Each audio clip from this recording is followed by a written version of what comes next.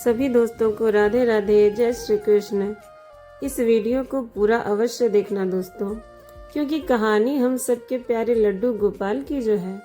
जिनको भी लड्डू गोपाल से सच्चा प्रेम हो वो वीडियो को लाइक, शेयर, कमेंट और चैनल को जरूर सब्सक्राइब करें।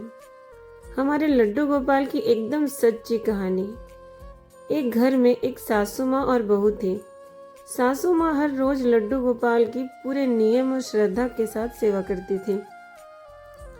एक दिन शरद ऋतु में सासू माँ को किसी कारण शहर से बाहर जाना पड़ा। सासू माँ ने विचार किया कि ठाकुर जी को साथ ले जाने से रास्ते में उनकी सेवा पूजा नियम से नहीं हो सकेगी। ठाकुर जी की सेवा का कार्य अब बहू को देना पड़ेगा। लेकिन बहू को तो कोई अकल ही नहीं थी। ठाकुर जी की सेवा कैसे करनी है। सासू माँ ने बहू को बुलाया और समझाया कि ठाकुर जी की सेवा कैसे करनी है, कैसे ठाकुर जी को लाड़ लड़ाना है। सासू माँ ने बहू को समझाया कि बहू, मैं यात्रा पर जा रही हूँ और अब ठाकुर जी की सेवा पूजा का सारा कार्य तुमको करना है। सासू माँ ने बहू को समझाया, देख, ऐसे 3 बार घंटी बजाकर सुबह ठाकुर जी को जगाना, फिर ठाकुर जी को मंगल भोग कराना, फिर ठाकुर जी को स्नान कराना, ठाकुर जी को कपड़े पहनाना, ठाकुर जी का श्रृंगार करना और फिर ठाकुर जी को दर्पण दिखाना। दर्पण में ठाकुर जी का हंसता हुआ मुख देखना। बाद में ठाकुर जी को राजभोग लगाना। इस तरह सासू माँ बहू को सारे सेवा नियम समझाकर यात्रा पर चली गई। अब बहू ने ठाकुर जी की सेवा का कार्य उसी प्रकार किया जैसे सासू माँ ने समझाया था।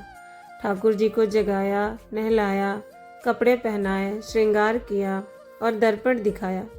सासू माँ ने एक बात कही थी, दर्पण में ठाकुर जी का हंसता हुआ मुख देखना, बाद में ठाकुर जी को राजभोग लगाना। दर्पण में ठाकुर जी का हंसता हुआ मुख ना देखकर बहू को बड़ा आश्चर्य हुआ। बहू ने विचार किया, शायद मुझसे सेवा में कहीं कोई गलती जरूर हो गई है, तभी दर्पण में ठाकुर जी का हंसता हुआ मुख नहीं दिखा। बहू ने फिर से ठाकुर जी को नहलाया, श्रृंगार किया, दर्पण दिखाया, लेकिन ठाकुर जी का हंसता हुआ मुख नहीं दिखा।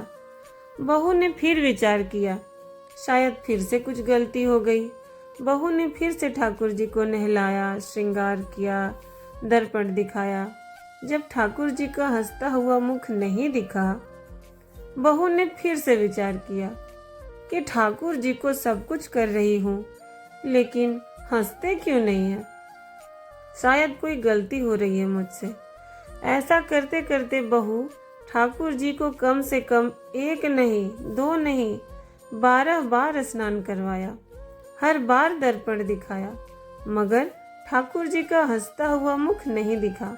बहू परेशान हो गई। बहू बोली, अब क्या जान लोगे, हंसते हो क्यों नहीं हो। घर में और भी काम है, तुम्हारी हंसी के चक्कर में सारा काम पड़ा है। बहू के मन में सच्चा भाव था। वो लड्डू गोपाल को बच्चे की तरह डराने लगी और धमकी देते हुए बहू ने 13वीं बार फिर से ठाकुर जी को नहलाने की पूरी तैयारी कर रखी है। ठाकुर जी ने विचार किया, बहू के भाव को समझा कि सच में इसको हंसता हुआ मुख नहीं दिखा तो आज पूरा दिन इतनी सर्दी में नहलाती रहेगी। फिर से बहू ने ठाकुर जी को नहलाया, कपड़े पहनाए, श्रृंगार किया और दर्पण दिखाया। बहू ने जैसे ही ठाकुर जी को दर्पण दिखाया तो ठाकुर जी अपनी मंद मोहिनी मंद मुस्कान से हंसे। बहू को बहुत बहुत संतोष हुआ। अब जाकर ठाकुर जी ने मेरी सेवा स्वीकार कर ली। अब यह रोज का नियम बन गया था। ठाकुर जी रोज हंसते, सेवा करते करते अब तो ऐसा हो गया कि बहू जब भी ठाकुर जी के कमरे में जाती, बहू को देखकर ठाकुर जी स्वयं अपने आप हंसने लगते। कुछ समय बाद सासू माँ वापस आई। सासू माँ ने ठाकुर जी से कहा कि हे प्रभु, क्षमा करना, अगर बहू से आपकी सेवा में कोई कमी रह गई हो तो अब मैं आ गई हूँ, आपकी सेवा बड़े ध्यान से करूँगी। अब और भी कमाल हो गया कि उसी दिन सासू माँ को ठाकुर जी ने सपने में दर्शन दिए और हंसकर बोले कि मैया, आपकी सेवाओं में, आपकी श्रद्धा में कोई भी कमी नहीं है। आप बहुत सुंदर सेवा करती हो, लेकिन मैया, दर्पण दिखाने की जो सेवा है वो केवल आपकी बहू से ही सही होती है, वही कर सकती है दर्पण दिखाने की सेवा। इतने में सासू माँ की आँख खुल गई। राधे राधे। जय बिहारी जी की दोस्तों, कहानी आपको कैसी लगी?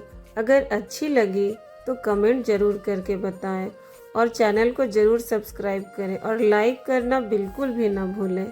धन्यवाद दोस्तों। जय श्री राधे।